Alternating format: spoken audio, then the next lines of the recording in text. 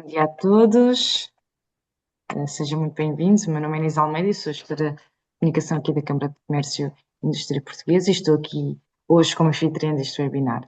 Dou também aqui as boas-vindas aos nossos oradores, ao Eduardo Silva, ao Diogo Vasconcelos, à Inês Martins e ao Bernardo Maciel. Gostaria de vos informar que este webinar está a ser gravado e que a gravação será partilhada no canal do YouTube da CCIP e a mesma será partilhada posteriormente com toda a gente que deu autorização para receber comunicação nossa. Eu vou passar agora então a palavra à Inês e desejo a todos um bom webinar. Até já. Obrigada, Inês. Muito bom dia a todos. Agradecer também aqui à CCIP o desafio para fazermos mais um webinar juntos. Acreditamos que tanto nós como a CCIP temos aqui esta missão de ajudar as empresas a continuarem a capacitar-se e a crescer nos seus negócios e quero agradecer também a presença de todos vocês que estão inscritos e que estão disponíveis para ouvir aqui um bocadinho da nossa equipa o que temos a dizer sobre o novo aviso do Inovação Produtiva. Tal como a Inês referiu, a sessão está a ser gravada e têm também a possibilidade de, ao longo da sessão, colocarem questões, seja no chat, seja mesmo através da opção de Q&A do Zoom. Nós vamos ter no final um espaço dedicado para perguntas e respostas, mas estejam à vontade ao longo da apresentação para colocarem as vossas questões. Se for alguma questão pertinente com aquilo que está a ser dito no momento, vamos procurar responder na altura. Queremos mesmo que esta sessão seja muito interativa e de muita proximidade para vocês tirarem todas as dúvidas que tenham sobre os nossos negócios, sobre os vossos projetos. Sabemos que estes temas às vezes são um pouco complexos e estamos aqui precisamente para os descomplicar e para vos ajudar.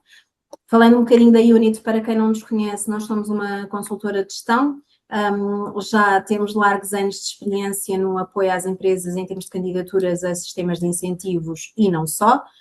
Em termos de projetos, já nos passaram pela mão mais de 900 projetos de investimento executados nos mais diversos setores. E isto também nos permite aqui conhecer muito bem não só o tecido empresarial português, mas também as dificuldades que as empresas muitas vezes identificam nestas submissões de candidaturas. Portanto, estamos aqui hoje disponíveis para falar convosco, para tirar todas as dúvidas, como referi. Nós hoje vamos ter aqui na apresentação o Diogo Vasconcelos e o Eduardo Silva. O Diogo Vasconcelos é consultor de negócios na Unit, tem uma larga experiência também em projetos ligados à internacionalização. O Eduardo Silva é o nosso diretor de operações, vem da área da engenharia e tem já 17 anos de experiência aqui a acompanhar as empresas nos seus momentos de decisão, nos seus projetos de investimento e tudo aquilo que permita o seu crescimento. A apresentação depois será feita por eles. Antes de mais nada, vou agora passar a palavra aqui ao nosso CEO, Bernardo Maciel, que vai também deixar aqui uma mensagem de boas-vindas. Muito bom dia a todos, sou Bernardo Maciel. Queria antes de mais agradecer a todos os presentes o tempo que estão a dedicar, empresários, representantes de empresas, colegas de outras consultoras e outros interessados que decidiram dedicar algum tempo a este webinar. Um agradecimento especial, obviamente, à Câmara de Comércio e Indústria Portuguesa pela oportunidade, mas também por persistirem na missão que a Inês dizia há pouco, de durante ao longo de todos estes anos continuar a promover junto às empresas as melhores ferramentas que existem para competir. No que nos traz aqui hoje, a palavra-chave é investimento. Na verdade, o que está por trás do nosso pensamento é sobretudo a procura do aumento da competitividade e do crescimento. O tema 2 da inovação produtiva e de Portugal 2030, mais do que detalhes do regulamento, nós queremos sobretudo deixar-vos aqui os principais pontos críticos que podem transformar uma candidatura normal numa candidatura vencedora. É verdade que o caminho para a aprovação destes projetos, estes financiamentos, não é fácil, não é linear, não é previsível, mas muito deste trajeto pode ser antecipado e preparado. E é isso também que nós queremos aqui partilhar com vocês para também antecipar alguns dos obstáculos que pode haver no sucesso das candidaturas. Nós entramos no último terço do Portugal 2030, vai haver com certeza mais oportunidades e mais instrumentos de financiamento para os projetos, mas a experiência, que a Inês também relatou há pouco, diz-nos muito que a preparação atempada é um dos ingredientes secretos para que o projeto saia de facto vencedor. A nossa economia, como todos sabemos, pela dimensão só tem um desígnio inevitável, que é procurar incessantemente pela inovação competir à escala global, num mundo cada vez mais volátil, onde a flexibilidade típica das pequenas economias é uma vantagem competitiva. Temos aqui muitas vezes o reverso da medalha, que é somos flexíveis porque temos um país de PMEs, mas às vezes a celeridade e o tempo de resposta às oportunidades é um bocadinho mais demorado e é isso que nós também queremos aqui incentivar e motivar a que comecemos o mais rápido possível a trabalhar os nossos projetos. Também puxando aqui um bocadinho a brasa à nossa sardinha, diz-se que o mais importante que a missão muitas vezes é o parceiro que faz esse caminho connosco, e esse também é parte do nosso objetivo, é dar-vos essa confiança, passar-vos a segurança que somos o parceiro certo nesta nova etapa. Não hesitem em contactar-nos amanhã, assim que quiserem, para começarmos a pensar e a discutir aquilo que pode ser a forma de financiar os vossos projetos. E vou passar a palavra aos meus colegas, o Eduardo e o Diogo, conforme a Andrea apresentou, e deixar uma nota final, contrariando as palavras de variações, que é: não deixem para amanhã o que podem fazer hoje, contem connosco e o voto esboço são para todos. Diogo, Eduardo. Sim, olá, bom dia a todos. No seguimento também daquilo que o Bernardo e a Inês falaram, agradecer também o vosso interesse e a atenção também para este webinar. Pronto, como falamos há pouco, a ideia aqui é apresentar o aviso de inovação produtiva que está agora em aberto e, sobretudo, olhar para algumas diferenças face àquilo que foram os avisos anteriores. Portanto, eu e o Eduardo vamos dar agora seguimento ao restante da apresentação. Pronto, posto isto, temos aqui um breve resumo daquilo que é a inovação produtiva de 2026, portanto, esta fase que está aberta e fase única, que termina 30 de setembro, isto é, o aviso já abriu, portanto, já é possível submeter candidaturas e está previsto o fecho deste aviso no final do mês de setembro. Em termos de dotação orçamental, este valor dos 182,5 milhões de euros é o valor que está disponível para financiar projetos neste aviso. Isto, na prática, e até face a avisos anteriores, há aqui uma redução deste valor, ainda assim o montante é bastante significativo. Em termos de valor de investimentos elegíveis, todos os projetos que são candidatados têm que estar neste patamar dos 300 mil a 25 milhões de euros de investimento, isto é, o valor mínimo, qualquer que seja o projeto apresentado, tem que ser de 300 mil euros de investimento elegível, e o valor máximo que os projetos poderão ter é de 25 milhões. Aqui deixar a nota é que estes valores não são só os valores candidatados, mas sim os valores que têm que ser aprovados e executados.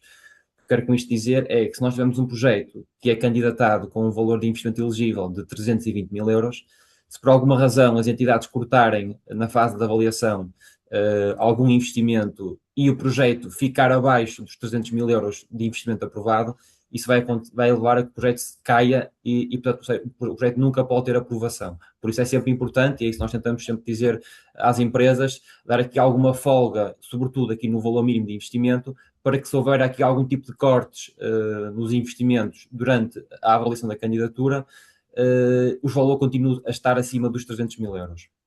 Além disso, mesmo durante a execução, mesmo que o projeto tenha um investimento mínimo aprovado de 300 mil euros, se durante a execução a empresa acabar por não realizar todo esse investimento e executar abaixo dos 300 mil euros, o projeto pode cair. Portanto, é sempre muito importante este valor, o valor mínimo, e ele ser não só o valor candidatado, como o valor aprovado e também o valor executado.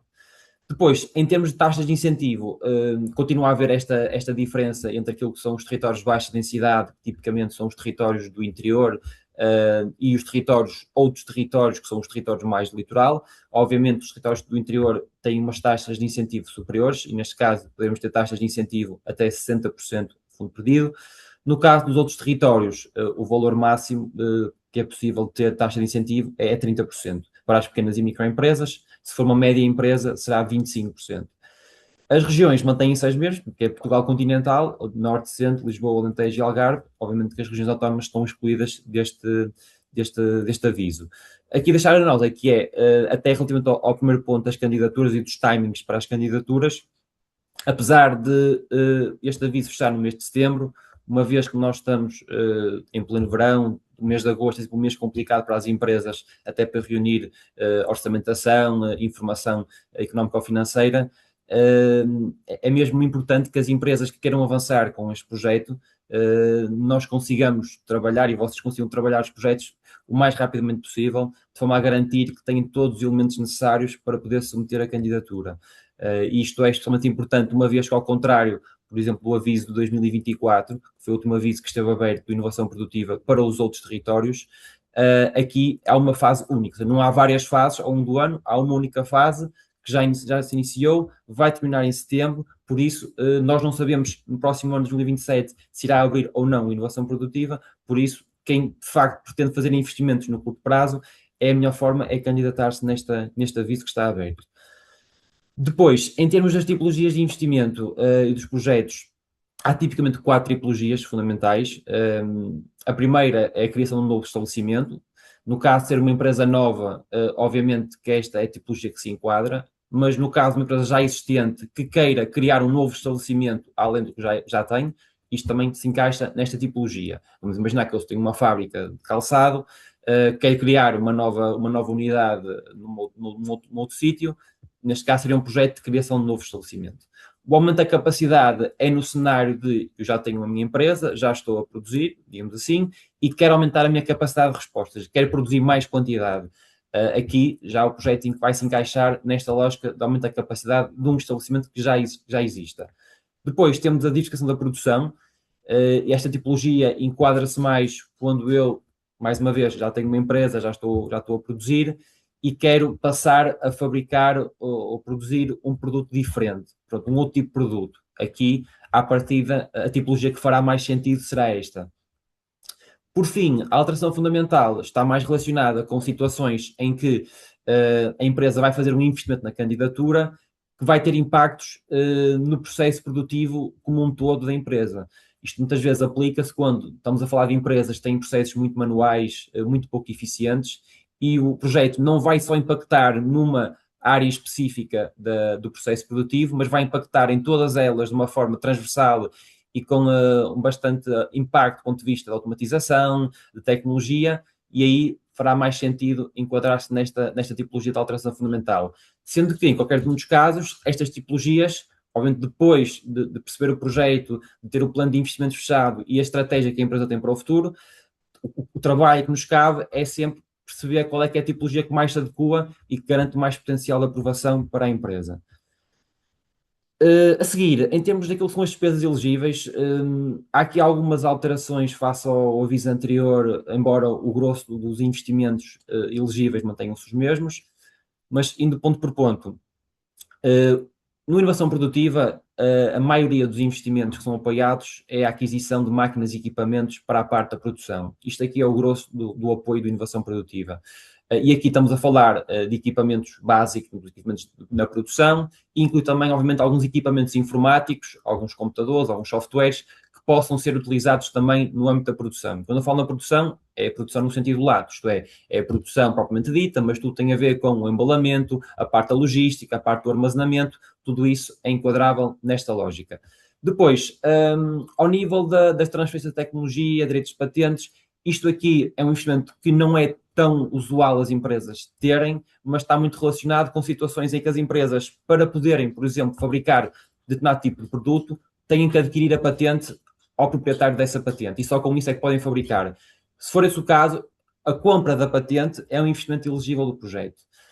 Depois, licenças e softwares, como falei há bocadinho, tipo, a parte informática é uma área que muitas vezes as empresas têm necessidade de fazer investimentos em softwares, seja softwares de design, seja softwares de gestão de produção, que atualmente há muita essa necessidade. Softwares, por exemplo, ao nível da cibersegurança, também poderão encaixar aqui neste aviso e também são apoiados. Depois, serviços de engenharia, estudos diagnósticos, isto muitas vezes está relacionado com a necessidade das empresas no âmbito daquilo que são as suas atividades produtivas, contratarem entidades externas para ajudarem na implementação digamos, de otimização dos processos produtivos, otimização layout dos equipamentos que vão ser adquiridos. Aqui o objetivo sempre é a empresa pretende aumentar a sua eficiência, a sua produtividade e vai contratar uma empresa externa para melhorar aquilo que é ou prestar consultoria naquilo que são os processos produtivos da empresa e como é que vão conseguir otimizar e melhorar esses processos. Os planos de marketing também são elegíveis, têm este limite dos 20% do total do projeto, mas está muito relacionado com a forma como a empresa pretende angariar novos clientes, reforçar a parte das exportações e se houver aqui um plano de marketing que seja necessário ser desenvolvido, ele também se encaixa nestas despesas elegíveis. Uma das novidades também do aviso, e que há bocadinho não falei, tem a ver com o primeiro ponto aqui do slide, relativamente aos combustíveis fósseis, que é no passado, se nós comprássemos, por exemplo, um empilhador a gás ou uma caldeira a gás óleo, elas eram apoiadas. Neste momento e neste novo aviso, tudo que sejam equipamentos que sejam movidos a combustíveis fósseis, os casos mais fáceis é combustíveis como gasolina, gás óleo, gás natural, tudo isso não é apoiado. Pronto. E, por exemplo, se a empresa tivesse em perspectiva comprar um empilhador a gás, a única forma do empilhador ser elegível era se ele substituísse, por exemplo, um empilhador elétrico. Isto é uma novidade do aviso. Outra novidade do aviso tem a ver com estes trabalhos preparatórios, que antigamente não eram possíveis de serem enquadrados nestes projetos e que agora poderão ser. Nós já tivemos a tentar esclarecer com as entidades o que é que eles consideram como trabalhos preparatórios, e a informação que fomos tendo é que, por exemplo, se a empresa tiver que fazer um projeto de arquitetura relativamente à construção de um armazém, de um pavilhão, se tiver que fazer a preparação de terrenos, estudos de viabilidade económica ou financeiro para perceber a viabilidade do investimento, e estes trabalhos encaixam-se nesta lógica dos trabalhos preparatórios e, por isso, poderão ser elegíveis, mesmo que realizados antes da submissão da candidatura. Isto é um ponto importante, porque tradicionalmente o que acontece é que as empresas, seja quais forem os investimentos do projeto, não pode haver nenhum investimento que tenha começado antes da candidatura ser submetida. Neste caso, há esta exceção para os trabalhos preparatórios, que, além de serem elegíveis, poderão ser realizados antes da candidatura ser submetida. Depois, relativamente à parte da construção, a lógica mantém-se, isto é, as empresas que querem fazer trabalhos de construção ou de remodelação de edifícios, isto é elegível, estes custos. Agora, o peso que estes custos podem ter no total do projeto variam consoante o projeto seja de indústria ou turismo. Se for um projeto de indústria, estes custos não poderão representar mais de 35% do total do investimento elegível do projeto. Se for turismo, o valor é mais elevado e estas obras ou estas remodelações podem ir até 60% do valor do total do projeto. Diogo, desculpa, temos aqui uma Sim. questão, se calhar voltando ao slide anterior. Eu penso que já respondeste um bocadinho, mas só para ter a certeza que ficou claro.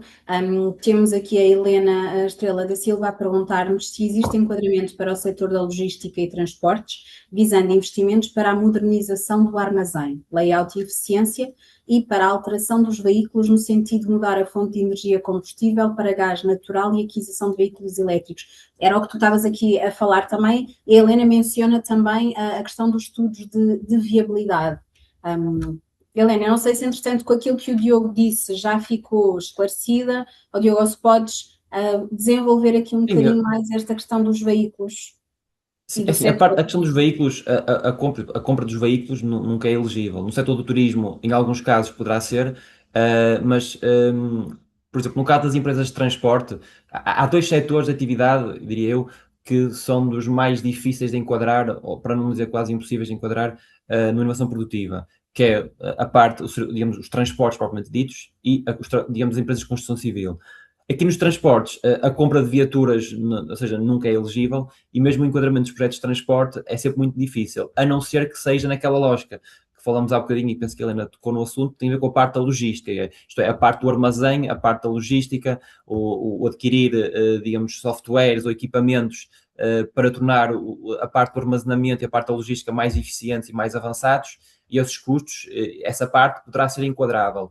Agora, tudo tem a ver com a compra, digamos, de veículos e a parte dos transportes propriamente ditos, isso aí nunca será apoiado. Até porque há aqui sempre uma obrigação que tem a ver com todos os investimentos do projeto devem estar alocados a um estabelecimento específico, isto é, se a empresa vai adquirir um veículo de transporte, e esse veículo não vai estar no estabelecimento, digamos, afetado, ou seja, é um veículo que vai andar na rua, portanto, aqui tem que sempre haver a lógica de que os investimentos do projeto têm que estar sempre afeitos àquele estabelecimento, ou seja, têm que estar naquele estabelecimento, naquele local em concreto, e de facto, no caso dos transportes, é sempre um setor muito complicado de avaliar. Agora, a parte da logística, armazenamento, esses custos, nomeadamente ao nível de equipamentos e softwares para aquele estabelecimento que possa existir, isso poderá ser enquadrável. Obrigada. Depois, aquele ponto que falaste há pouco, dos estudos de viabilidade, sim, ou seja, estes estudos de viabilidade, aqui também a interpretação que nós temos, e no seguimento um bocadinho da explicação que tivemos por parte das entidades, é que estes estudos de viabilidade económico-financeiros, que muitas vezes são necessários para preparar as candidaturas e para perceber se o projeto de investimento também é viável, uma vez que depois os próprios bancos, se forem analisar as candidaturas, também terão essa necessidade de perceber a viabilidade económico-financeira dos projetos. E nesse sentido, à partida, tudo leva a crer que estes custos são possíveis de serem enquadráveis nestes projetos. Já agora também pegando outra vez nesse tema, porque Sim. é semelhante, Carlos Peixoto questiona-nos se os trabalhos preparatórios dá um arranque como data de início do projeto. Eu penso que tu há pouco também mencionaste esta questão. Sim, assim, a partir do momento em que estes passam a ser custos elegíveis, o que deverá acontecer é que esses trabalhos passarão digamos, a contabilizar-se como o início do projeto. Isto é, se a candidatura é submetida hoje, mas já existe, por exemplo, um estudo de viabilidade ou tipo de custos anterior à data da candidatura, mas que são elegíveis, a partir do momento em que esses trabalhos são iniciados e que é um investimento elegível do projeto, deverá começar a contar os 24 meses. Portanto, essa deve ser a lógica atualmente, com esta possibilidade de incluir os trabalhos preparatórios como despesas elegíveis do projeto. A partir do momento em que eles são elegíveis, o que faz sentido é que comece a contar os 24 meses. Ok. Temos aqui mais questões, mas se calhar vou guardá-las também algumas para o final, para o Diogo poder continuar aqui a Ok. explicação, que acho que vai responder a algumas destas questões. As que não ficarem respondidas, depois no final voltamos a elas. Obrigada, Diogo. Nada. Pronto. Agora, relativamente aqui a algumas mudanças face ao aviso anterior e no seguimento daquilo que estava a dizer. Pronto, taxas de incentivo. No aviso anterior e durante muitos anos aconteceu era que havia uma majoração na taxa de incentivo que estava relacionada com a indústria 4.0. Pronto. Neste momento essa majoração caiu, seja na taxa de incentivo, seja no mérito dos projetos. Objetivamente ela deixou de existir. Esta majoração estava muito relacionada com os investimentos que as empresas faziam ao nível da automatização, da digitalização, de ter tecnologia muito mais avançada naquilo que são os seus processos operacionais e de produção. Isso deixou de existir na taxa de incentivo e no mérito. Ainda que a nossa recomendação é que estes investimentos são sempre importantes e conferem aqui algum tipo de inovação ao projeto. Por isso, embora não impactem diretamente na taxa de incentivo, a nossa recomendação para todas as empresas é não deixem de fazer estes investimentos, continuem a olhar para a indústria 4.0 como algo fundamental para conseguir maximizar a probabilidade de aprovação das candidaturas.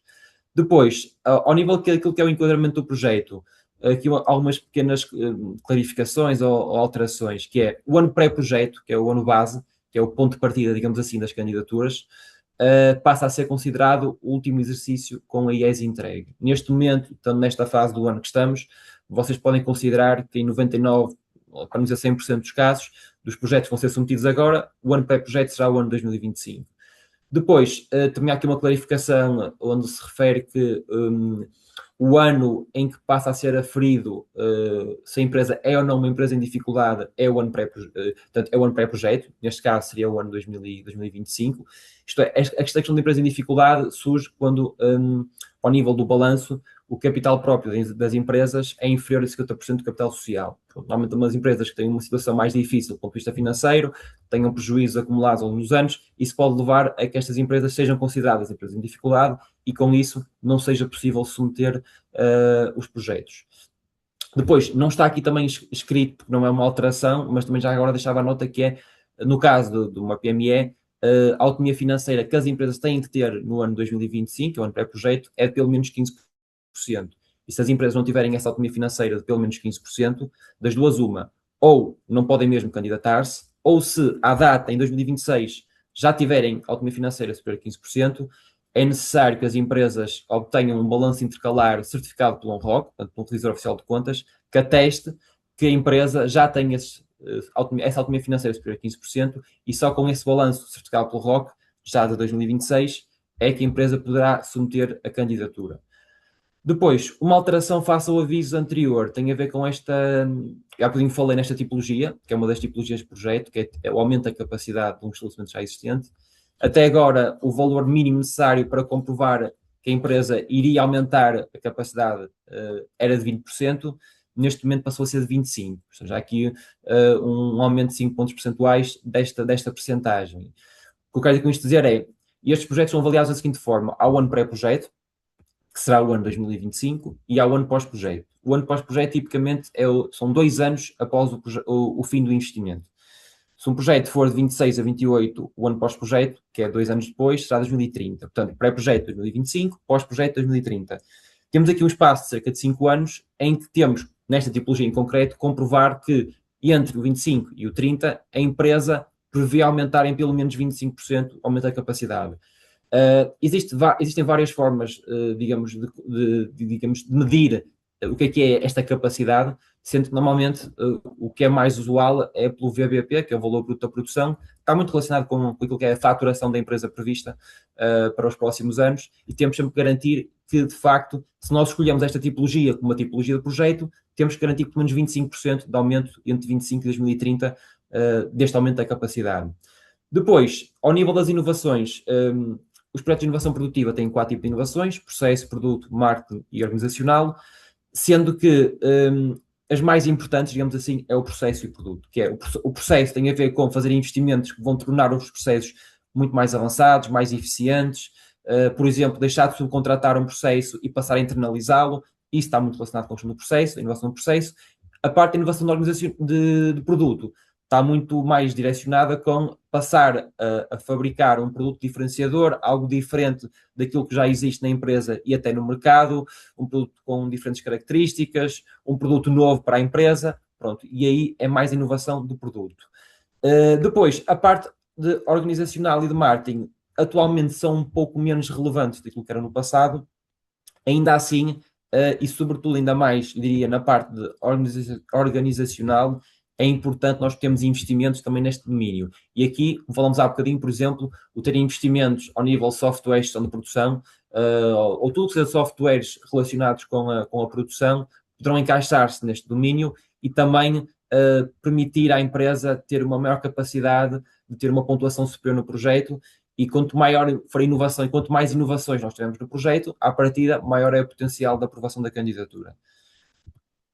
Depois, a seguir, aqui a ideia é olhar um bocadinho para o timeline, ou seja, para aquilo que é o processo de preparação da candidatura e mostrar-vos rapidamente 2 ou 3 exemplos de projetos que fizemos recentemente de inovação produtiva, não nesta fase que abriu, não neste aviso de 26, mas no aviso anterior. Pronto, aqui temos um resumo daquilo que é mais ou menos a lógica de intervenção desde o início do projeto até à sua submissão, isto é, uma fase inicial, nós temos que perceber o que é o projeto, o que é que a empresa pretende fazer e como é que o projeto está alinhado com aquilo que é o aviso em concreto, isto é, nós podemos ter um projeto muito bom que depois, se não tiver enquadramento naquilo que são as regras do aviso, não dá para submeter, ou o potencial de aprovação é muito, muito baixo. Portanto, é importante perceber o que é o projeto e como é que ele se encaixa naquilo que são as regras do aviso. Depois, consoante toda essa informação que nós recebemos por parte da empresa, é sempre muito importante simular o mérito do projeto. Isto é, olhar para aquilo que são os critérios de seleção que estão previstos no aviso da candidatura e perceber para cada critério qual é a pontuação prevista para que a empresa tenha nestes pontos todos e depois perceber qual é que é a pontuação final. Normalmente nós dizemos que, isto obviamente vai variando de região para região e depende de muita coisa, mas os projetos são analisados entre 1 a 5 pontos, sendo que, tipicamente, um projeto acima dos 4 pontos, ou seja, acima dos 4.0, é um projeto que, à partida, tem aqui potencial de aprovação. Claro que depois vai variando muito de região para região. Por exemplo, na região norte, não existe um limiar mínimo, ou seja, estes 4 pontos que eu falei não são uma obrigação para poder ter eventualmente uma aprovação, mas, por exemplo, na região centro e noutras regiões do país está previsto que qualquer projeto, para poder ser analisado e ter potencial de aprovação, tem que ter pelo menos 4.0 pontos, portanto 4.0. E por isso tem que sempre, numa fase inicial, ser feita essa avaliação de uma forma cautelosa e até um bocadinho pessimista, e ao mesmo tempo tentar potenciar naquilo que é o objetivo a pontuação do projeto, como as contratações, as exportações, tudo isso é importante nós conseguimos maximizar de forma a que estejamos menos dependentes de alguns critérios que são subjetivos e que muitas vezes dependem da interpretação do técnico e por isso é sempre mais difícil controlar esses indicadores. Depois, de forma também a maximizar essa pontuação, é importante nós olharmos para a estratégia do projeto e como é que ela está alinhada com aquilo que são as prioridades e aquilo que são os objetivos que as entidades têm para os projetos que são submetidos em cada uma das diferentes regiões, isto é, o projeto candidatado deve estar alinhado com aquilo que são as prioridades setoriais, por exemplo, relacionadas com a transição climática, devem estar alinhadas também com aquilo que são as prioridades que cada região, seja o Norte, Centro, Lisboa, Alentejo, Algarve, têm definidas quais são as prioridades de investimento e de setores mais importantes para as empresas investirem e que acaba por dar uma maior pontuação dos projetos que estão alinhados com isso. E aqui o objetivo, no fundo, é conseguir que sejamos um projeto com qualidade, um projeto inovador, mas que ao mesmo tempo esteja alinhado com aquilo que são as necessidades e as regras e as prioridades de cada região, dessa forma ter aqui um potencial de aprovação e de mérito do projeto o mais elevado possível. Depois, para nós conseguirmos também preparar a candidatura e submeter a candidatura, é necessário fazer um estudo de viabilidade económico ou financeiro, e este é o tal estudo, por exemplo, que falei há bocadinho, que à partida terá enquadramento e será elegível no âmbito destes projetos, mesmo que realizados, terão que ser antes da candidatura ser submetida, e aqui o fundamental são estes dois pontos, é ter o investimento da candidatura, quando eu digo investimento é ter uma listagem de tudo aquilo que são os investimentos previstos para o projeto e orçamentados, de forma a que possamos ter um valor real de investimento a candidatar, e depois perceber, em termos de financiamento, qual é a expectativa da empresa. Porque nós temos, por um lado, os incentivos, fundo perdido, que serão uma das fontes de financiamento, mas depois é necessário perceber como é que a empresa tenciona financiar o resto. Se é através de capitais próprios, se é através de financiamento bancário. Pronto, tudo isso tem que ser pensado, analisado e definido já neste momento da preparação da candidatura, porque depois isso tem que ser preenchido no formulário quais são as fontes de financiamento extra incentivo. E depois o passo final é o passo tanto da preparação, do preenchimento e da submissão do formulário de candidatura, onde irá constar toda esta lógica económico-financeira das DRs provisionais, os balanços provisionais, as fontes de financiamento, os mapas de investimento e também toda esta parte da estratégia, da inovação e do alinhamento do projeto com aquilo que são as prioridades destes avisos e em cada uma destas regiões onde o projeto se candidatar. Pronto, isto aqui é um bocadinho a lógica da preparação do projeto. Depois, deixei aqui três case studies, 3 exemplos de alguns projetos que nós submetemos. Este projeto foi na região norte, uma empresa que é uma fábrica de mobiliário de luxo, teve um investimento na casa dos 3 milhões de euros, uma taxa de incentivo de 40%. Reforço que estas candidaturas foram no aviso anterior, onde era possível uma empresa que fosse em territórios que não baixa densidade chegar aos 40%. Pronto, atualmente o máximo nestes territórios que não baixa densidade é de 30%. Pronto, mas aqui o objetivo da empresa era modernizar a unidade industrial, ou seja, a empresa já tinha uma unidade industrial, mas queria fazer investimento ao nível da tecnologia, seja ao nível de equipamentos, seja softwares, seja um conjunto e aqui é um ponto interessante que é a metodologia Kaizen, ou seja, contratar uma empresa externa para ajudar a empresa a introduzir ao nível daquilo que são os seus processos operacionais, da produção, logística, armazenamento, um conjunto de metodologias e práticas que iriam potenciar a eficiência das operações.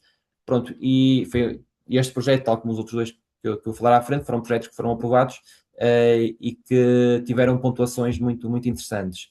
Depois, aqui a construção, deixar nota que isto não é um projeto de construção civil, porque a construção civil, digamos, é muito difícil ter projetos nesse domínio.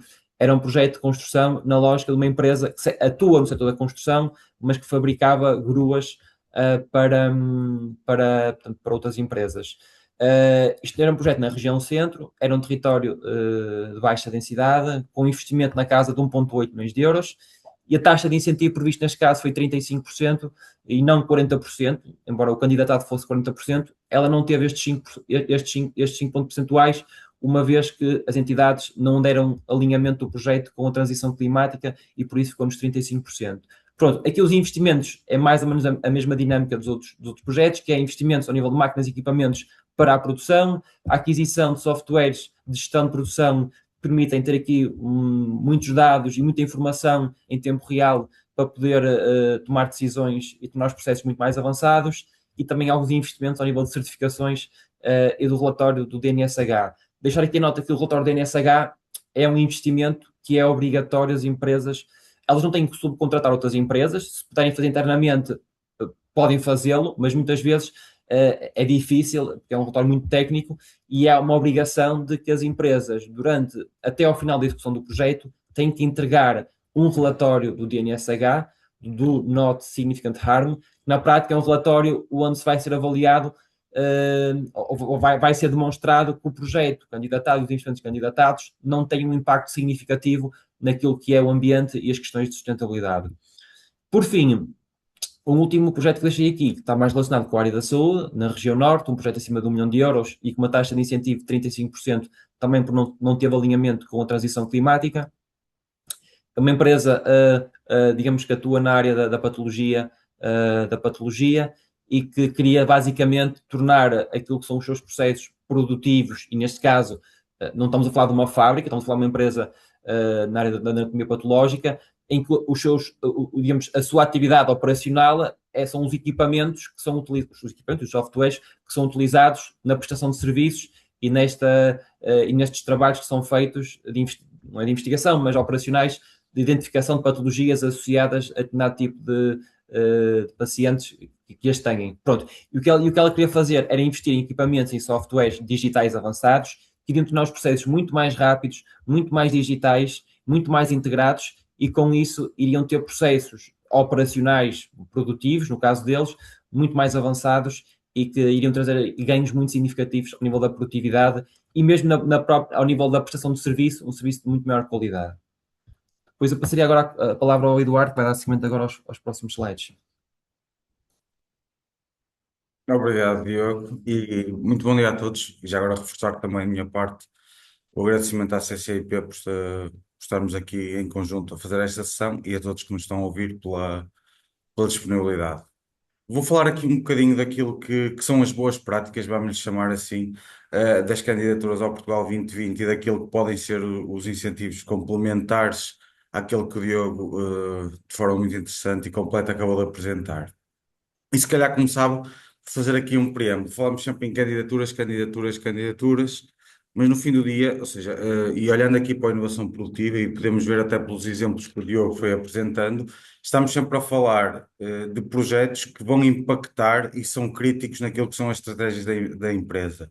E uma candidatura não é mais do que um plano de negócios, que depois, obviamente, tem que ser adaptado a um formulário específico, ir ao encontro de um conjunto de prioridades que cada aviso, neste caso estamos a falar de inovação produtiva, mas a seguir apresentarei outros, tem que ir ao encontro daquilo que são as prioridades de cada sistema de incentivos, mas no fim do dia é isto, é um investimento relevante que tem que fazer parte da estratégia de uma empresa, que vai ao encontro daquilo que é a sua estratégia de crescimento, e isso é a premissa base. E sem um projeto bem estruturado, que se encaixe naquilo que é a estratégia da empresa, onde temos definidos não só o que vamos fazer, mas aquilo que os resultados nos irão trazer e onde sabemos exatamente para onde queremos ir, à partida, tudo o que resulta daqui, se não houver esta base, o projeto já está coxo, passa a expressão.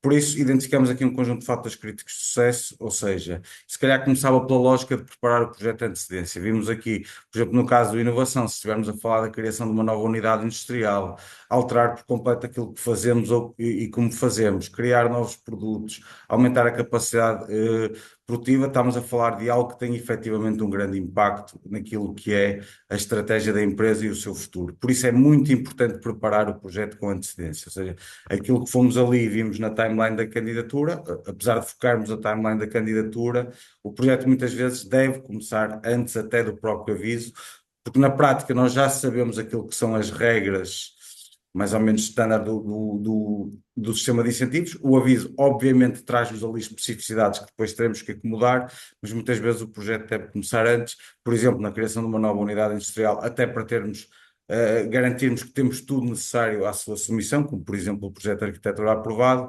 mas também, e mais do que isso, olhar, fazer este plano de negócios, perceber a viabilidade económica ou financeira, ter já algum tipo de garantia por parte das entidades bancárias que vamos conseguir ter os financiamentos necessários, como o Diogo foi apresentando, estamos sempre a falar 20% a 25% de capitais próprios e entre 30% a 40% de incentivo, mas depois é necessário o resto. E muitas vezes, dependendo dos investimentos, estamos a falar de volumes grandes, vamos precisar de suporte bancário e é importante, por exemplo, ter uma pré-garantia, digamos assim, de que vamos ter o nosso financiamento. Ou seja, esta parte da antecedência é muito importante porque permite, por um lado, garantir que terei tudo aquilo que preciso para a execução do projeto, mas por outro, pensar devidamente o projeto, garantir que aquilo faz sentido perante a minha estratégia, porque e passa a expressão, obviamente são sempre concursos e não sabemos o que vai acontecer, mas a parte mais difícil não é ter a candidatura aprovada, é depois conseguir executar o projeto conforme aquilo que foi proposto em candidatura, não esquecendo que durante 2 anos a empresa vai ter que estar sujeita aqui a uma pressão financeira, porque vai estar a fazer estes investimentos todos, mas depois também tem que cumprir com aquilo que são as suas obrigações do dia a dia, com fornecedores, com clientes, com os funcionários, ou seja, o dia a dia tem que acontecer com este projeto paralelo e impactante na empresa a acontecer. E o plano de negócios serve para assegurar esta viabilidade técnica, mas também financeira, para assegurar que depois vamos ter o financiamento bancário, mas também como fio condutor daquilo que é a atividade da empresa e que a deve orientar nos anos seguintes. Na prática, isto é importante. Depois, aí sim, obviamente, que temos que maximizar o potencial de aprovação e isso faz alinhando o projeto com as prioridades sectoriais, ou seja, sem nunca desvirtuar aquilo que é o nosso objetivo último, aquilo que é realmente importante para a empresa, garantir que há aqui um alinhamento com a indústria 4.0, transição climática e descarbonização. Mas também não estamos a falar de algo que desvie a empresa daquilo que é o seu foco. Estamos sempre, aquilo que são este tipo de prioridades é algo que hoje em dia é crítico para uma empresa ser cada vez mais competitiva, ir ao encontro de um conjunto de princípios que, por um lado, fomentam aquilo que é a sua capacidade no mercado, fomentam aquilo que é a sua capacidade exportadora e, ao mesmo tempo, até a sua própria imagem perante os clientes, como é o caso, por exemplo, da transição climática, da sustentabilidade, onde hoje é cada vez mais importante para que as empresas tenham uma imagem perante o mercado e sabemos que hoje em dia o consumidor é cada vez mais exigente e está atento a estas temáticas. Posto isto, e olhando para o lado, para o outro lado, ou seja, o que é que não devemos fazer ou quais são os erros mais comuns que muitas vezes vemos, é exatamente aquilo que fui falando, ou seja, termos uma candidatura, mas depois não termos as fontes de financiamento do projeto garantidas. Isto é crítico porque se o projeto vier aprovado, uma das primeiras coisas que nos são pedidas é que comprovemos que efetivamente temos a capacidade para financiar o projeto. Nos momentos anteriores, ou seja, ainda em fase de candidatura, não ter uma estratégia definida e coerente, ou seja, no fundo, atirarmos, digamos assim, para dentro de formular um conjunto de investimentos, mas que depois, quando olhamos para aquilo que é a empresa, olhamos aquilo que é a sua estratégia e depois este tipo de investimentos, não percebemos aqui a coerência, como é que eles fazem sentido numa estratégia de crescimento ou de evolução da empresa. Outro ponto muito relevante é desconhecer as especificidades dos sistemas de incentivos, ou seja, muitas vezes há aqui um conjunto de regras, e o Diogo foi passando algumas delas. É impossível passarmos todas, porque efetivamente o processo, para quem não o domina, é complexo e tem um conjunto de especificidadezinhas ao longo do caminho que é necessário assegurar e, por vezes, um esquecimento ou uma falha pode fazer com que o projeto deixe de ser elegível e isso faz com que ele caia automaticamente sem ser avaliado. Deixar a candidatura para o fim do prazo, ou seja, aquilo que eu fui dizendo, se não prepararmos bem uma candidatura, se não garantirmos aqui uma estratégia coerente com a empresa, que cumpre com aquilo que é os objetivos do concurso, vamos fazer um projeto que não vai ter a coerência necessária, que não vai ser robusto o suficiente para ser aprovado e complementando todos estes pontos, ou seja, não ter aqui uma ajuda de profissionais especializados, quer pelas especificidades dos sistemas de incentivos, quer por compreenderem exatamente como é que se consegue maximizar o mérito, quer por garantirem e à partida terem que dominar todos estes pontos, é muito importante. Para terem uma noção, no Portugal 2020 foi feito um estudo onde analisaram cerca de 20 mil candidaturas submetidas e 43% destas candidaturas caíram porque simplesmente não cumpriam com os requisitos daquilo que era o concurso, ou seja, elas nem chegaram sequer a ser avaliadas, elas foram chumbadas automaticamente porque não cumpriam com as regras básicas e de validação inicial. Se calhar passando aqui. Obrigado, Diogo. Complementando aqui o que fui dizendo, nós aqui focamos muito o investimento em inovação produtiva, ou seja, estamos a falar sempre de investimentos muito relevantes para a componente produtiva das empresas, mas o que é verdade, e muitas vezes existe aqui uma imagem de isto é pouco, é só para algumas coisas ou é só para alguns, a mim nunca, para a minha empresa não faz sentido.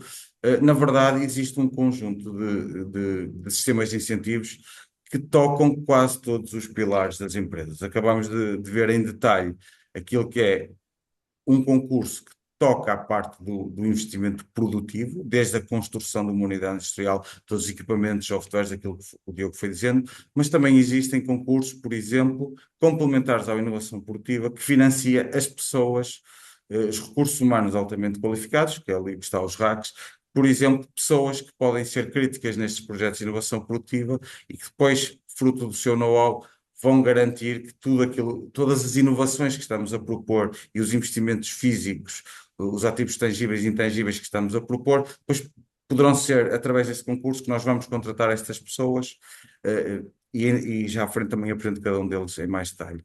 Depois, também complementarmente, temos a internacionalização. Ou seja, estamos a falar aqui de aumentar a capacidade produtiva, começar a produzir novos produtos. O internacionalização permite-nos depois um conjunto de investimentos que aumenta a nossa capacidade exportadora ou promove a entrada em novos mercados. Temos a qualificação, que se a inovação produtiva toca na componente produtiva, a qualificação foca aqui um conjunto de investimentos mais imateriais e que elevam a capacidade da empresa. Vamos, por exemplo, desde as questões da sustentabilidade até certificações, softwares mais transversais à empresa, ou seja, tudo aquilo que qualifica e aumenta a capacidade da empresa, não na área produtiva. O descarbonização, como o próprio nome indica, é um sistema de incentivos focado puramente em apoiar as empresas naquilo que é a redução dos seus gases de emissão de efeito de estufa, descarbonizando e vai desde as obras a equipamentos e outros itens. E depois os concursos de investigação e desenvolvimento empresarial. Eu vi que saltei o step, já lá vou.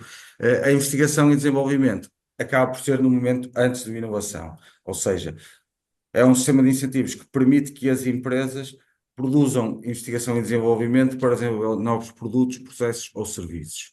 E depois temos aqui uma referência ao STEP, é um concurso novo. Ele nasce para dar resposta aqui a um desafio da Comissão que lança aos países, e o objetivo é garantir a liderança da União Europeia em determinados setores e, complementarmente a isto, reduzir a dependência de mercados extracomunitários.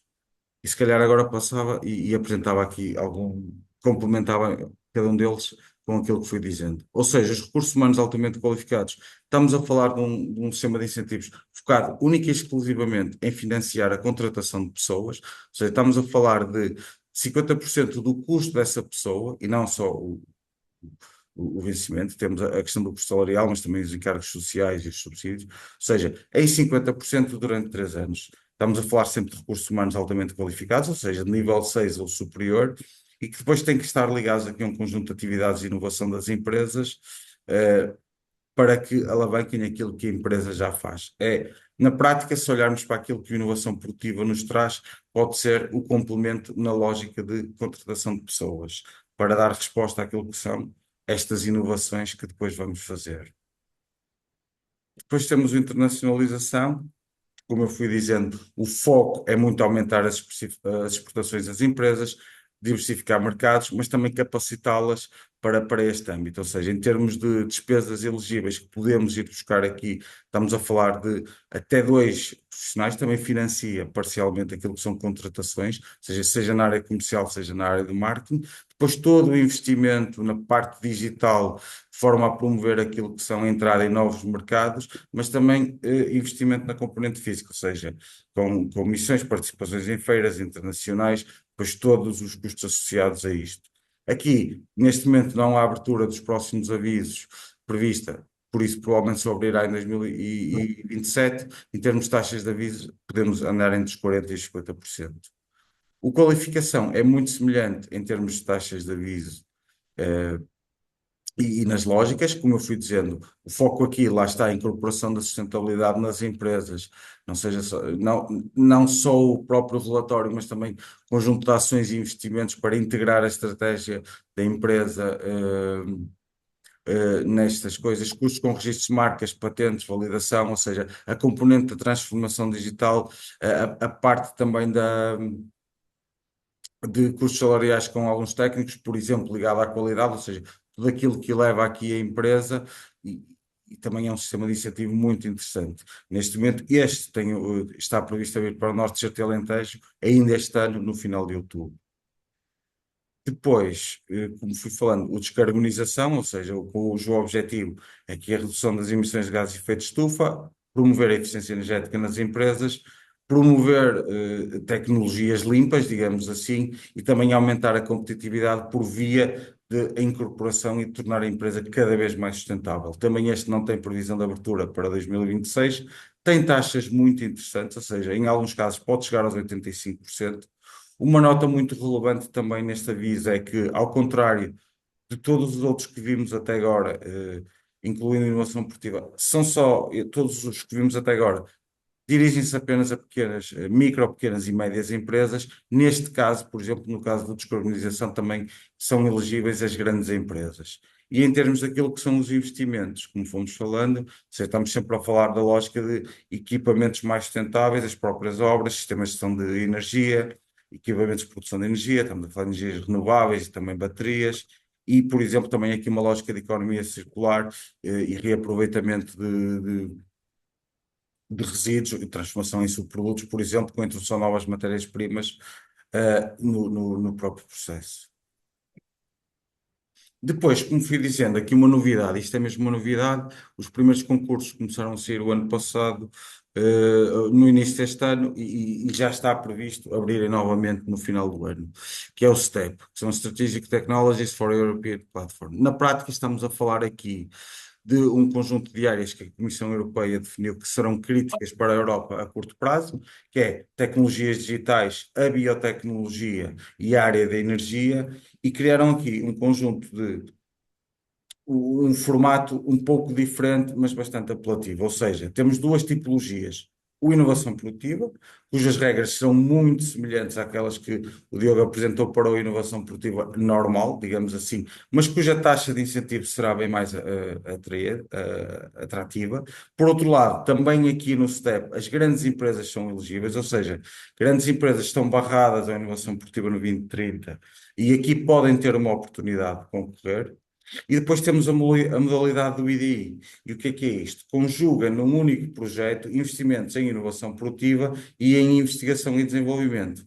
Ou melhor dizendo, ao contrário, porque isto tem que haver uma sequência, ou seja, no fundo, financia a parte da investigação e desenvolvimento na criação de novos produtos, processos ou serviços dentro destes setores, o digital, a biotecnologia e a energia, e depois todo o investimento necessário à sua industrialização. Ou seja, conjugamos aqui dois sistemas de incentivos para rapidamente produzirmos a ideia e fazermos o investimento necessário para que essa ideia rapidamente chegue ao mercado. São concursos bastante interessantes. No caso do IDI, a lógica é sempre concorrer em consórcio, ou seja, a entidade não concorre sozinha. Há aqui um consórcio onde quantas pegando o aviso anterior, porque este aqui, lá está, há especificidades que só saberemos quando abrir, mas no aviso anterior poder ser consórcio até 10 entidades e o objetivo aqui é também promover aqui a cooperação entre empresas, entidades do sistema científico e outro tipo de entidades, garantindo que vamos ter aqui um impacto positivo na cadeia de valor daquela área, digamos assim. Por último, a ideia, como fomos falando, ou seja, também está previsto abrir em setembro. Aqui o foco é puramente o desenvolvimento de novos produtos, processos ou serviços que requeiram ideia, que sejam diferenciadores no mercado, que surjam fruto da criação de novo e geração de novo conhecimento tecnológico para o mercado. O foco aqui é impulsionar aquilo que é a competitividade da empresa e do próprio país, valorização económica da ideia e trazer algo diferenciador ao mercado. Existem dezenas de estudos que comprovam que quanto maior a aposta em ideia de um país, maior a competitividade desse país. Hoje sabemos que isso é certo e em Portugal também estamos a fazer um caminho muito interessante nesse sentido e aqui o foco é promover exatamente isso, que as empresas apostem em investigação e desenvolvimento cada vez mais, que se tornem diferenciadoras, que gerem novo conhecimento e que ofereçam ao mercado produtos com bases tecnológicas que ainda não existem. Estamos a falar também de taxas muito interessantes. Aqui o foco é sempre o custo com as pessoas, ou seja, estamos a falar de uma metodologia diferente. Enquanto que tudo que apresentamos até aqui é baseado em custos reais, aqui toda a despesa elegível será apurada em função do tempo das pessoas alocadas à empresa. Por último, também só uma nota, porque acabou de abriu a semana passada, a lógica dos projetos demonstradores. Ou seja, aqui também estamos no campo da ideia, mas em TRLs mais avançadas, ou seja, temos aqui uma maturidade da nossa investigação muito mais à frente, já temos desenvolvido na prática todo aquilo que é a base e este sistema de incentivo financia esta base, a orientação, digamos assim, ou a adequação de uma tecnologia a determinados mercados, ou seja, só aquele passo final de pegar em algo e adaptar ou adequar a determinado mercado e garantir que dá resposta às necessidades desses mercados, e depois toda a lógica da promoção e divulgação e demonstração efetiva de que essa tecnologia vai resolver determinados problemas para aqueles mercados em si. Ou seja, para projetos ou para empresas que já têm uma tecnologia base, estão a procurar é adaptá-la para novos mercados e depois ter aqui um conjunto de apoios para que efetivamente possam demonstrar que aquela tecnologia dá resposta aos problemas desses mercados, este acaba por ser um sistema de incentivos também bastante interessante. E creio que é isto. Agora passaria a palavra à Inês. Sim. Eduardo, muito obrigada aqui por esta explicação. Efetivamente, há aqui uma série de outros sistemas de incentivos que podem também ser muito relevantes para as empresas. Aquilo que a nossa experiência nos diz é que, de facto, às vezes há algum desconhecimento sobre estes temas e, portanto, mesmo que saiam deste webinar a achar que o vosso projeto pode não ser elegível para este aviso de inovação produtiva, certamente poderá haver outras possibilidades, portanto, daí a importância também de partilharmos esta informação e também de virem ter connosco à procura para percebermos aqui o enquadramento do vosso projeto. Agora vamos passar aqui a algumas perguntas. Nós juntámos várias perguntas que tipicamente nos têm feito sobre estes avisos e possivelmente vão responder às vossas perguntas mais frequentes. Diogo, podemos começar então pela primeira pergunta. Qual é que é a diferença entre uma licença de utilização e o licenciamento industrial? Certo. Bom, no seguimento daquilo que fomos falando, há um conjunto de requisitos que as empresas têm que ter para poder apresentar candidatura à inovação produtiva. Esta temática do licenciamento industrial tem sido, no PT 2020 já o era, mas de uma forma, se calhar não tão rigorosa, por parte das entidades, mas agora no PT 2030 é algo que as entidades estão mesmo a fazer essa avaliação e essa averiguação. No caso das empresas industriais, que de certa forma são a maioria das empresas que se candidatam à inovação produtiva, se estas empresas têm ou não licenciamento industrial à data da submissão da candidatura. Pronto, muitas vezes as empresas desconhecem o que é isto do licenciamento industrial e até confundem isso com licença de utilização, que na prática a licença de utilização é o alvará de utilização. Pronto. O licenciamento industrial é um documento diferente da licença de utilização. Dando aqui um caso prático. A licença de utilização é um documento que vai dizer que determinado pavilhão, determinado estabelecimento está apto ou está legalizado para a atividade industrial. Isso é uma coisa. O licenciamento industrial é uma coisa que vem a seguir, isto é, além do espaço em concreto estar licenciado para a atividade industrial, o que o licenciamento industrial diz é que aquele espaço industrial está licenciado para a atividade específica que aquela empresa está a fazer naquele estabelecimento. Isto é, nós podemos ter um espaço que tem alvará ou licença de utilização como indústria, mas pode não ser possível uma determinada empresa industrial operar naquele espaço, porque, por exemplo, imaginemos uma empresa de químicos, normalmente, ou seja, em termos de regras e de normas, é muito mais exigente. Isto é, pode acontecer que um determinado espaço em que ela está a operar tenha licença de utilização para a indústria, de uma forma geral, mas que não esteja licenciado para a atividade específica daquela empresa. Pronto, e isso é problemático, porque muitas vezes as empresas dizem que têm licenciamento industrial ou acreditam que o tenham, e na prática o que nós vamos ver é que têm a licença de utilização para a indústria e não têm licenciamento industrial. E este licenciamento industrial é um documento obrigatório, as empresas têm que ter, não só pelo aviso, mas legalmente devem ter este documento, e que está a licenciar aquela atividade específica naquele estabelecimento em concreto. Depois, outra questão que muitas vezes nos colocam, sobretudo quando estamos a falar de projetos que envolvem a criação de obras de ampliação ou construção de raiz digamos, de um pavilhão, de um estabelecimento, isso obriga quase sempre a que seja necessário ter um projeto de arquitetura. Pronto. E o que o aviso nos vem dizer, as regras nos dizem, é que as empresas, o que a legislação nos diz, e nós também já tivemos a clarificar com as entidades, é que este documento tem que estar aprovado à data de aprovação da candidatura. É isso que está na legislação. O que nós recomendamos sempre aos clientes com os quais trabalhamos é que, mesmo no momento em que a candidatura é submetida, já nessa fase da submissão, eles já tenham isto aprovado. Isto porquê? Porque pode acontecer, as empresas às vezes acham que é, ou depende das câmaras, mas que é muito rápido este processo de aprovação, e há câmaras que demoram vários meses. Tivemos casos de câmaras que demoram 6 meses ou até 1 ano, muitas vezes, a aprovar projetos de arquitetura. Por isso, nós preferimos garantir que à data da submissão da candidatura o projeto de arquitetura está aprovado, porque se a empresa não o tiver aprovado e se demorar muitos meses até vir a aprovação, pode acontecer que a decisão da candidatura venha antes da decisão do projeto de arquitetura. E isso pode ter problemas, terá problemas certamente depois no projeto. Depois, já falamos sobre isto há pouco, que é o facto de haver investimentos, equipamentos, neste caso, que funcionam em combustíveis fósseis, eles não são elegíveis. Eu dei este exemplo concreto, o limpador a gás natural, pronto, que é um dos mais, se calhar, dos mais comuns. Isto não é elegível neste novo aviso. No passado era elegível, agora no aviso não é elegível. Depois, aqui também às vezes nos perguntam se o território específico onde o projeto se vai localizar, se é um território de baixa densidade ou não.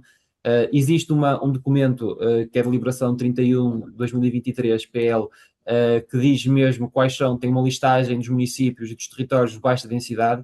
Portanto, é uma forma de vocês conseguirem saber com alguma facilidade se o vosso projeto se enquadra ou não nos territórios de baixa densidade, uma vez que isto é importante pelo facto de, por um lado, os territórios de baixa densidade têm uma dotação orçamental específica, portanto, há um conjunto de verbas que são específicas para os projetos, digamos, do interior, de baixa densidade, e, por outro lado, as taxas de incentivo nos territórios de baixa densidade são superiores às dos outros territórios.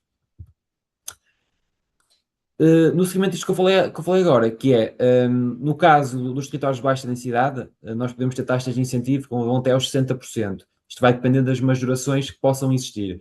Nos outros territórios, que na prática acaba por ser a maior parte dos projetos que nós temos, não há aqui majorações na taxa de incentivo, isto é, a taxa base é igual à taxa final. No caso de ser uma pequena ou microempresa é 30%, se for uma média empresa a taxa é de 25% e não há aqui majorações nas taxas de incentivo. Pronto, deixava aqui também um espaço para poderem fazer, não sei se a Inês também foi reunindo algumas questões que eventualmente vocês deixaram, para podermos tentar esclarecer. Se eventualmente houver alguma questão muito específica ou que não consigamos dar uma resposta no momento, depois também poderemos mais tarde fazer chegar essa resposta mais completa ou por e-mail, por algum contacto que deixem aqui a nós. Claro que sim, já temos aqui várias questões, Diogo. Acho que a vossa apresentação foi muito esclarecedora. E vamos então aqui dar resposta a algumas das perguntas que foram colocando no Q&A, ok? Vamos começar por estas e depois vamos à do chat. Uma das primeiras perguntas que temos é se neste aviso se enquadram startups inovadoras recentemente constituídas e se é necessária autonomia financeira para a candidatura. Eu sei que tu já respondeste a isto, Diogo, mas aqui em específico para as startups, e até porque temos outra pergunta no chat sobre uma empresa constituída em 2026, se é elegível ou não.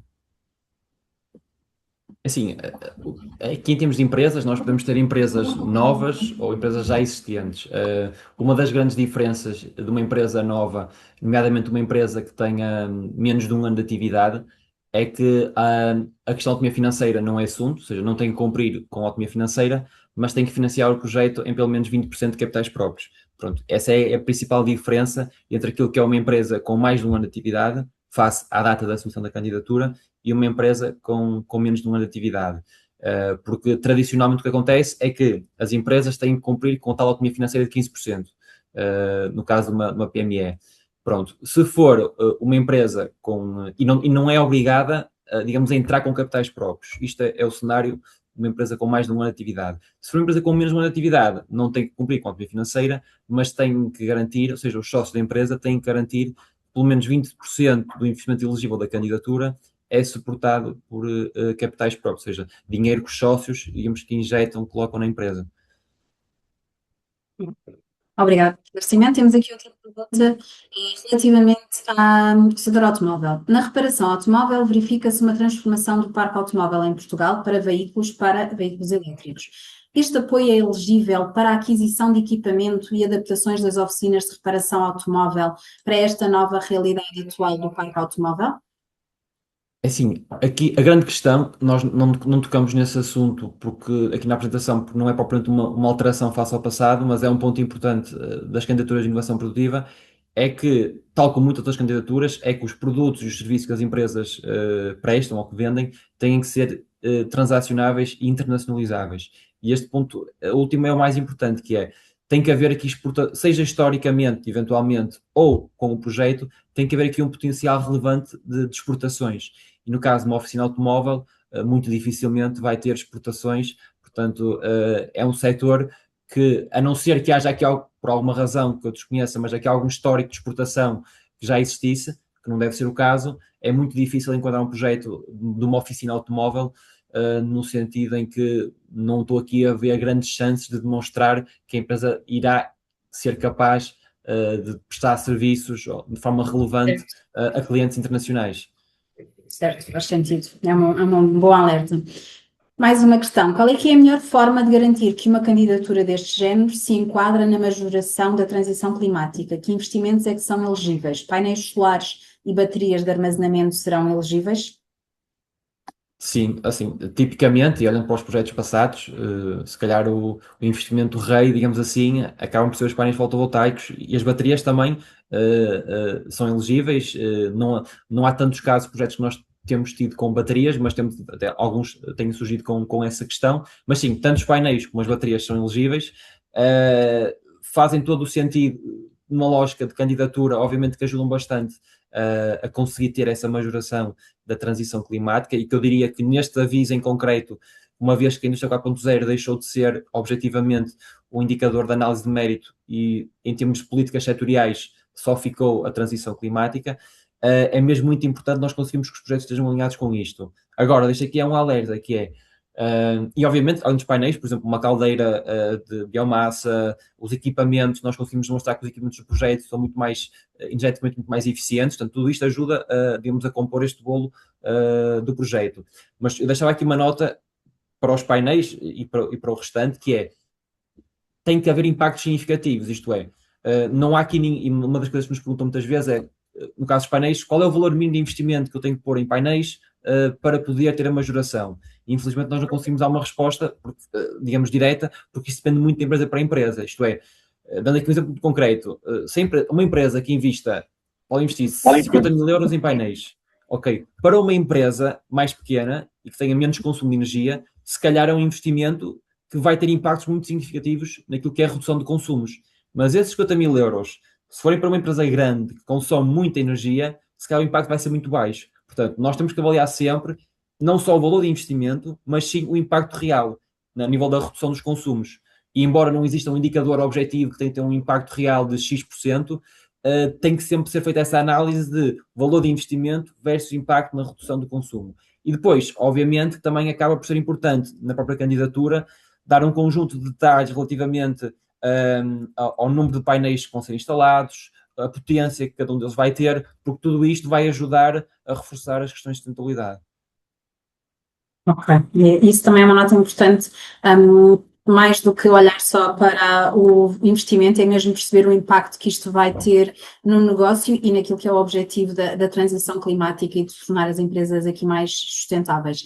Temos aqui outra questão, o Luís Afonso, que questiona que se este incentivo também serve para o comércio por grosso, em particular para uma empresa de distribuição farmacêutica, se quiserem apostar na robotização, por exemplo. Assim, aqui também há sempre a questão, independentemente de ser comércio, ser indústria, ou o que for, há sempre esta lógica das exportações, portanto tem que haver aqui sempre, seja historicamente, seja no futuro potencial daqui de exportação. Assim, no caso de uma empresa de comércio, portanto, aqui a questão é perceber o que é operacional ou produtivo da empresa, não é? Portanto, tudo tem a ver com a parte, digamos, da logística, e eu diria que é algo que poderá ter aqui alguma possibilidade de investimento a esse nível e de ser enquadrável. Pronto, mas neste caso em concreto, eu acho que era perceber, do ponto de vista de exportações, porque depois assim, aqueles setores que são mais difíceis de haver exportações, se houver um histórico de exportação, isso já vai ajudar muito o técnico a perceber, ok, há aqui potencial. Não havendo histórico de exportação, vai ser mais complicado. Mas aqui eu diria, mais uma vez, é ver o histórico de exportação, se já existe ou qual é que é a perspectiva para o futuro. E depois, e esses investimentos, não há nada que impeça ao comércio, uma atividade comercial, digamos, de candidatar-se à inovação produtiva. Agora, há aqui várias questões que têm que ser vistas, como a questão da inovação, que tipo de inovações é que vão ser introduzidas, e aquela questão de que só os investimentos ao nível aqui produtivos, de sentido lato, não é? Operacionais de parte da empresa, e aqui na parte da logística, armazém, eu acho que é algo que se pode encaixar, é que poderiam ser eventualmente apoiados. Ok. Temos também aqui outra pergunta da Helena Estrela da Silva, que questiona se, para o caso da majoração da transição climática, as alterações nos transportes, portanto, isto ligado à outra pergunta que tínhamos da substituição dos veículos, se estas alterações podem contribuir para a majoração da transição climática, ou seja, ainda que o investimento, por exemplo, em carros elétricos não seja elegível, pode contribuir para esta majoração? Assim, o mais provável é que não, porque tradicionalmente as entidades eles só aceitam, digamos, esta majoração da transição climática se houver investimentos do projeto elegíveis, que digamos que estejam muito direcionados para essa temática. Isto é, se nós temos investimentos que não são elegíveis no projeto e mesmo que tenham aqui um cariz de sustentabilidade, e tendo em conta decisões no passado, eu acredito que eles não vão dar essa majoração. Portanto, nesse caso em concreto, o que eu diria é, imaginemos que a empresa iria fazer investimentos na parte logística do armazém, não é? A parte mais de logística, eventualmente de instalar painéis fotovoltaicos aí no armazém, poderia ser uma forma de conseguir ter esta majoração. Mas a parte dos caminhões ou dos transportes, como não são elegíveis, mesmo que sejam mais sustentáveis, eles muito dificilmente, ou não me acredito de todo que eles dessem essa majoração. Temos aqui outra pergunta, Cláudia Almeida, que questiona se existe algum incentivo de apoio à inovação produtiva para pequenas empresas cujo investimento seja inferior aos 300 mil euros. No fundo, se existem outros sistemas de incentivo para quem não consiga chegar ao investimento de 300 mil euros. Pois, aqui é isso, ou seja, inovação produtiva, os avisos no passado já foi 200 mil, agora já anda nos 300 mil há algum tempo. A inovação produtiva é sempre, ou seja, não vai abrir, de certeza, digamos assim, nenhuma inovação produtiva nos próximos tempos para investimentos abaixo de 300 mil euros. Poderão existir outras oportunidades de outros projetos que neste momento acho que não está nada aberto que possa fazer sentido, mas há projetos, há avisos para candidaturas mais pequenas e tradicionalmente, por exemplo, o caso dos bases territoriais, normalmente costuma ser para projetos mais pequenos, e aí poderá eventualmente ter aqui algum enquadramento. Mas na inovação produtiva, diria que não é expectável haver aqui projetos específicos abaixo dos 300k. Certo. Daí também aqui um bocadinho a importância de às vezes olhar para os outros sistemas de incentivos, como o Eduardo referiu, e até para os benefícios fiscais, para tentar perceber aqui de que outra forma que as empresas podem ter apoio aos seus investimentos. Temos aqui também outra questão da Sandra Santos, que questiona se este aviso pode aplicar a empresas ainda por criar na área do turismo de habitação e sim que tipologia de projeto, se é a criação de um novo estabelecimento. É assim, o turismo, há quem falamos na questão da indústria, que é uma das principais áreas que fazem sentido e que são enquadráveis. O turismo é outra das áreas que também temos vários projetos de inovação. Agora, uma das questões fundamentais é que, e responder diretamente a essa questão, é que à data da submissão da candidatura, a empresa tem que estar criada e tem que ter atividade iniciada na AT, portanto, nas finanças. Por isso, ou seja, se uma empresa, se eu quiser apresentar uma candidatura agora à inovação produtiva, eu tenho que criar empresa e tenho que dar atividade nas finanças. Só com isso é que é possível, entre outras coisas, nomeadamente o preenchimento do certificado PME, etc. Mas só com isso é que é possível submeter candidaturas. Depois, dentro do turismo, digamos, também à partida seria a criação de um novo estabelecimento, pronto, mas isso obrigaria sempre a que a empresa tivesse criada e com atividade iniciada, mesmo que sem faturação nenhuma, não é? Mas quantidade iniciada na AT. Ok, então já não temos aqui muito tempo. Temos também uma questão de outro setor completamente diferente, uma empresa dedicada às atividades cinematográficas de vídeo e de produção de programas de televisão, se tem enquadramento para um projeto de inovação produtiva por quererem criar uma unidade móvel de produção audiovisual. Aqui, mais uma vez, eu vou referir o que referi antigamente, que é, há sempre aqui a questão das exportações. Ou seja, não há nada que exclua uma empresa nesse setor de apresentar uma candidatura. Agora, uma das coisas que muitas vezes os projetos embarram e acabam por não conseguir ter aqui enquadramento tem a ver com a questão das exportações. Eu não sei se essa empresa, até pode já ter, se calhar, ou ter aqui potencial, digamos, de exportação dos serviços prestados. Se for o caso, poderá ser possível, ainda que estamos a falar sempre os investimentos têm que estar alocados sempre a um investimento concreto, portanto, a uma unidade física. Por isso, A Helena diz que sim, que vão ter exportações, portanto é algo que se calhar estão a pensar desenvolver para exportar e para fazer serviços fora, portanto seria enquadrável. A questão a da questão é que Helena assim, os diz que é, investimentos têm que ser desculpa, num estabelecimento em concreto, ou seja, se for eu não sei se foi isso pois, que a questão é essa, a Helena reforça aqui, a questão é o facto de ser uma unidade móvel. pois, aí eu diria que não, tem que haver sempre, ou seja, tem que haver um estabelecimento, uma morada, digamos, associada ao projeto e os investimentos têm que estar alocados a esse estabelecimento. Portanto, aqui a lógica de uma unidade móvel, eu diria que não dá para conseguir enquadrar isso. Ok. Em todo o caso, Helena, sendo isto aqui uma coisa tão específica, eu sugeria que pudéssemos falar depois do webinar para perceber aqui um bocadinho melhor em concreto o vosso projeto, e esclarecer estas dúvidas, porque realmente é uma coisa um bocadinho mais específica. Deixa-me ver se temos aqui mais algumas. Temos aqui uma questão sobre incentivos à adoção e implementação de práticas de responsabilidade social. Esta questão, se calhar, vamos deixar para responder depois por e-mail, por ser uma coisa também mais específica e que já sai aqui um bocadinho do âmbito de inovação produtiva. Temos também aqui uma questão da Leonor Caldeira sobre o que se entende por empresa em dificuldade. Eu penso que isto tem a ver com aquela questão anterior da autonomia financeira também, Diogo. Sim, é aquela lógica, ou seja, na prática, a forma mais fácil de ver isso, isto aplica-se a empresas com mais de 3 anos digamos, de existência. E na prática, a forma mais fácil de verificar isso é olhar para o balanço da empresa, e quando o total do capital próprio, no balanço é inferior a 50% do capital social, isto significa que é uma empresa em dificuldade. Ou seja, é uma fórmula matemática que nos diz que se isto acontecer, se o capital próprio for inferior a 50% do capital social, então é uma empresa em dificuldade, desde que seja uma empresa com mais de 3 anos. Isto inviabiliza a submissão da candidatura. Pronto, é uma coisa que se tem que ter vista desde o início, porque tal como a economia financeira, se estiver abaixo de 15%, isso aí é logo um entrave à candidatura. Tipicamente, se uma empresa que tenha prejuízos acumulados ao longo de vários anos, portanto, tem resultados negativos, isso contribui de uma forma objetiva para poder potenciar o ser uma empresa em dificuldade. Está muito associado aos resultados negativos e a perdas acumuladas que a empresa possa ter ao longo dos últimos anos e que impactam neste rácio, mais uma vez, capital próprio inferior a 50% do capital social. Eu acho que no fundo tem a ver um bocadinho com aquilo que o Eduardo dizia inicialmente, que mais do que estarmos aqui a preparar candidaturas para um projeto em específico, todos estes projetos de investimento devem estar muito alinhados com aquilo que é a estratégia da empresa, os resultados e também apresentar aqui alguma solidez e a garantia de que de facto as empresas têm capacidade para estes projetos e para estes investimentos. Eu vou só fazer uma última pergunta, já temos aqui a Inês Almeida a pressionar-nos para terminar. Temos aqui a Sandrina Antunes que pergunta se no caso de uma nova empresa industrial, em que momento terá de ser apresentado o licenciamento industrial?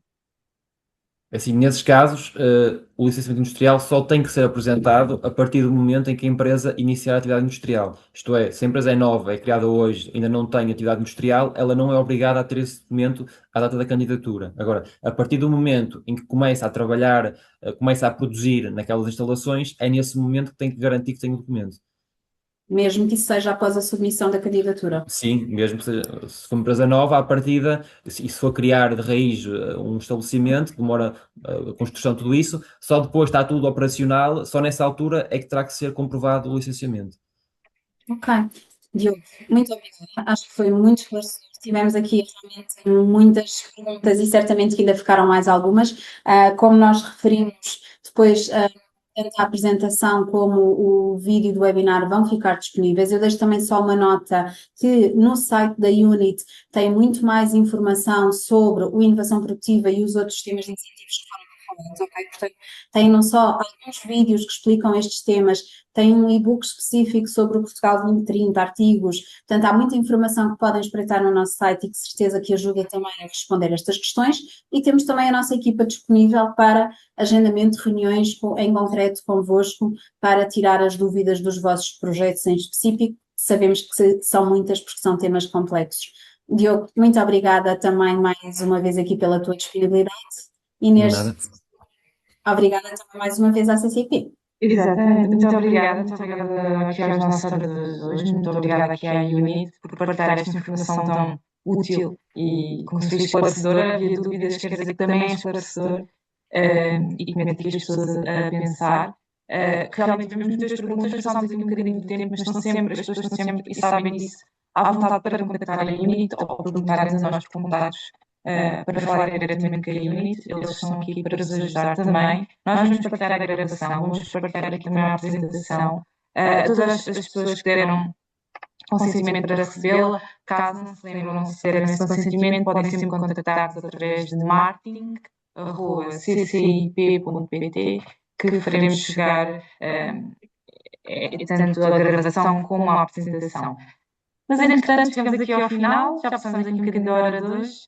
Convido-vos a acompanhar outros webinars e iniciativas aqui da CCIP. Vamos ter aqui, temos mais um webinar neste mês, depois fazemos aqui uma pausa em agosto e voltamos em setembro com força. Pronto, sigam-nos tanto no nosso website, redes sociais ou subscrevendo a newsletter. Muito obrigada a todos. Um resto de bom dia. Bom dia. Obrigado, bom dia. Obrigada.